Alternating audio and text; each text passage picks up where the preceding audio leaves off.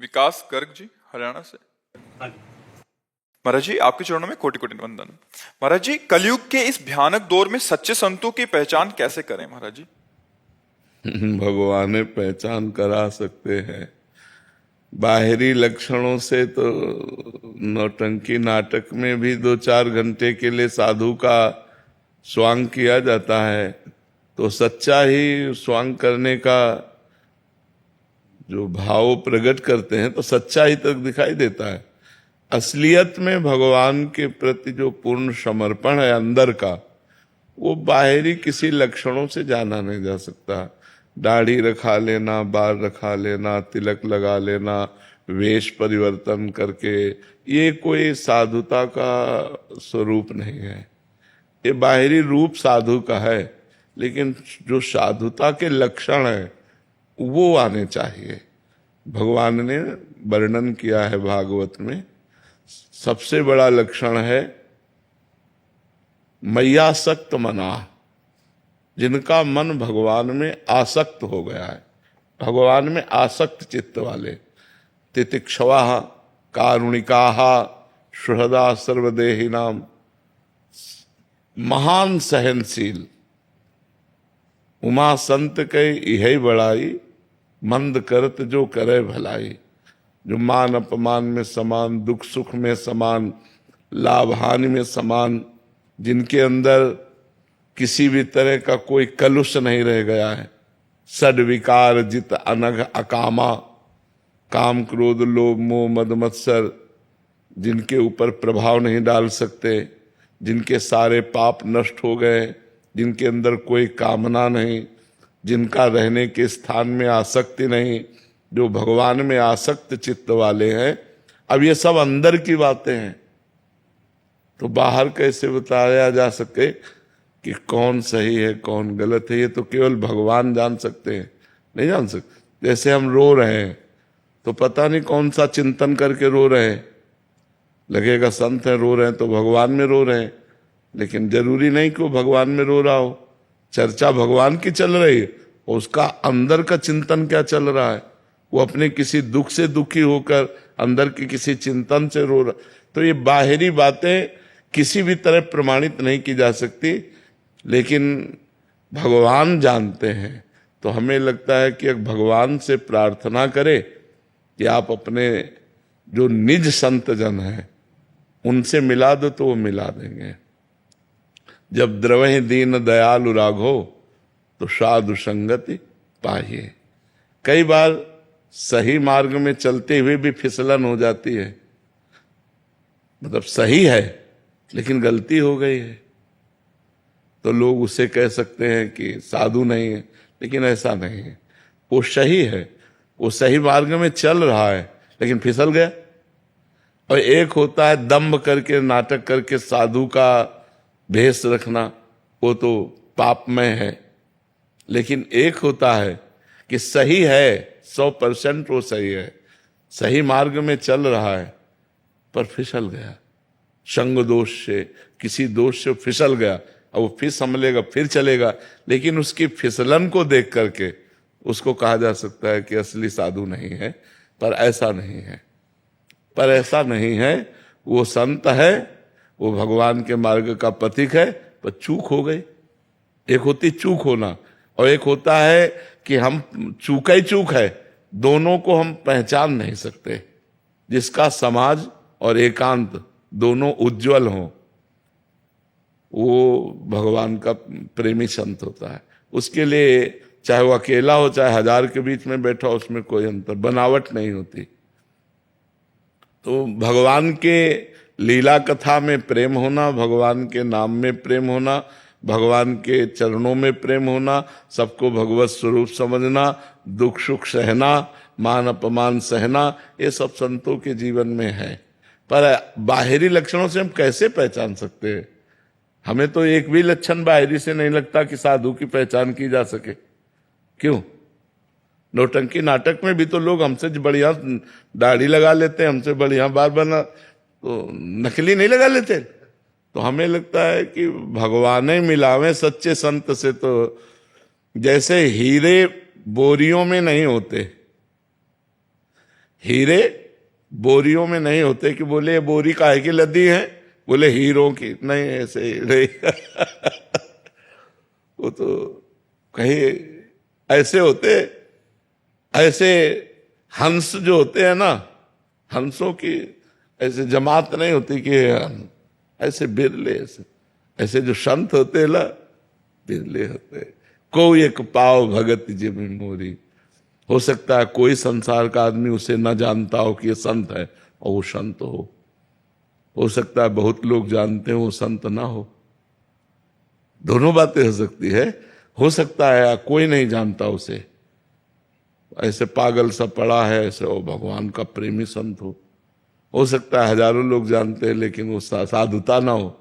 तो हमें तो लगता है इसका फाइनल भगवान ही कर सकते हैं कि संत कौन है और असंत कौन है। सच्चा संत भगवान जानते हैं और वही मिला सकते हैं। बिन हरि कृपा मिले नहीं संता, बिना भगवान की कृपा के संतों को मिलन नहीं होता। तो और हमें तो समझ में नहीं आ रहा कि कैसे पहचाना जा सके। हृदय कंचन कामिनी कीर्ति में लगा हुआ है तो भगवान का, तो इसीलिए हमें लगता है कि सच्चे संत की लिखा है देवर्षि नारद जी ने, महत्संगस्तु दुर्लभो, महान पुरुषों का संतों का संग दुर्लभ है। महत्संगस्तु दुर्लभो अगम्यो, उनको पहचानना कठिन है। अमोघस्य, अगर मिल गए तो निश्चित भगवत प्राप्ति हो जाएगी। अगर ऐसे संत मिल गए तो निश्चित भगवत प्राप्ति। अमोघस्य, उनका मिलना व्यर्थ नहीं जाएगा। अब देखो महान संत हैं जड़ भरत जी, और रहुगण बड़ा विद्वान है और कपिल भगवान से सत्संग करने जा रहा है। एक पालकी का कहार बीमार हुआ तो बोले पकड़ लाओ, तो उन्हीं को पकड़ लाए।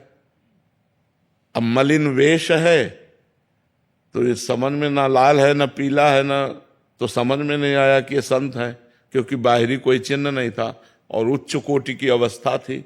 ज्ञान की भूमिकाओं में विचरण करने वाले महापुरुष, निरंतर आत्मस्वरूप में स्थित जड़ भरत जी महाराज, पालकी में जोत दिया कि नहीं जोत दिया। सत्संगी पुरुष है रहुगण, कपिल भगवान से सत्संग करता है, वहीं जा रहा था कपिल भगवान से सत्संग करने। सत्संगी पुरुष संत को नहीं पहचान पाया। क्यों? एक मलिन कपड़ा धारण किए और कुछ है नहीं, न दंड है, न कमंडल है, न चिन्ह है, न कोई कंठी है, न कोई माला है, और अध्यात्म की इतनी ऊंची ऊंचाई पर विराजमान है कि उनका चरित्र भागवत में है, लेकिन वो नहीं जान पाए। पालकी में जोत दिया उनको। तो भगवान ही परिचय बतावें और जो ही बोले वाणी खुली, सोई वो सत्संगी था। अरे तुरंत इतने बड़े महापुरुष चरणों में लौट गया कि महाराज मैं समझ नहीं पाया। आप जैसे अवधूतों को समझ पाना बड़ा कठिन है। आप भगवान दत्तात्रेय हैं या आप भगवान कपिल देव हैं, आप कौन हैं? तो उन्होंने बताया कि मैं राजर्षि भरत था, मृग के मोह में फंसा, अगला जन्म मृग का हुआ, अब इस जन्म में जड़ भरत के रूप में हूं। तो संतों को पहचानना अभी हमारी जो मति कह रही है कि केवल भगवान ही जान सकते हैं असलियत में। जैसे राजस्व यज्ञ था, तो राजस्व यज्ञ में था कि जब एक अकिंचन महाभागवत प्रसाद पा जाएगा तो आपकी यज्ञ पूर्ण मानी जाएगी और ये शंखनाद अपने आप होगा। तो सब कोई पा गया, ब्रह्मा शंकर सब आए हुए थे, लेकिन शंख नहीं बजा। तभी युधिष्ठिर जी ने पूछा कि यज्ञ में त्रिभुवन के बड़े बड़े सब ऋषि मुनि महात्मा पा चुके, शंख क्यों? बोले अभी अकिंचन, अकिंचन माने भगवान के सिवा जिसके पास कुछ नहीं है, और दैन्य जिसको ये भी अनुभव नहीं कि मैं भगत हूं, जिसको ये भी भान नहीं कि मैं भक्त हूं और महान भक्त है और भगवान के सिवा उसके पास कुछ है नहीं। तो भगवान ने कहा कि अभी अकिंचन भक्त ने नहीं पाया। बोले अकिंचन भक्त कहां मिलेगा प्रभु ऐसा त्रिभुवन में? बोले आपके ही नगर में रहता है और आपके पास रोज आता है। बोले प्रभु ऐसा भक्त और हम जान नहीं पाए? बोले हां, स्वपच वाल्मीकि, रोज दलिया लेकर जूठे दोना पत्तल उठा जाओ उनके घर और निमंत्रण दे और वो प्रसाद पावे तो शंख बजे। तो जब उनके घर गए तो रो रो कर भगवान के चिंतन में बैठे हुए थे ऐसे।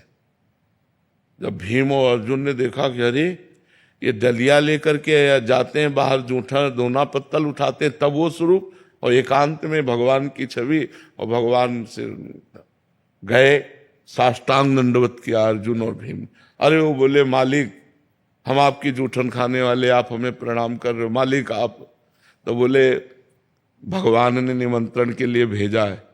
तो गुस्सा हो गए भगवान पे कि आप जो है, हम छुप कर आपका भजन कर रहे थे तो आप प्रकाशित, ये राजा लोग प्रणाम करेंगे संसार में, हमारा यश हो, फिर भजन हम कर पाएंगे भगवान से, पर आप जो करना चाहते हैं उसे रोक कौन सकता है। तो बोले महाराज निमंत्रण है आपका। बोले हम तो रोज जूठन पाते हैं आपकी, जो दोना पत्तलों में फेंकी जाती है वो रोज पाते हैं। बोले नहीं, निमंत्रण भगवान ने कहा है। उनको सुंदर पालकी सजा करके उनको ले जाया गया। रात भर द्रौपदी जी ने विविध पकवान बनाए।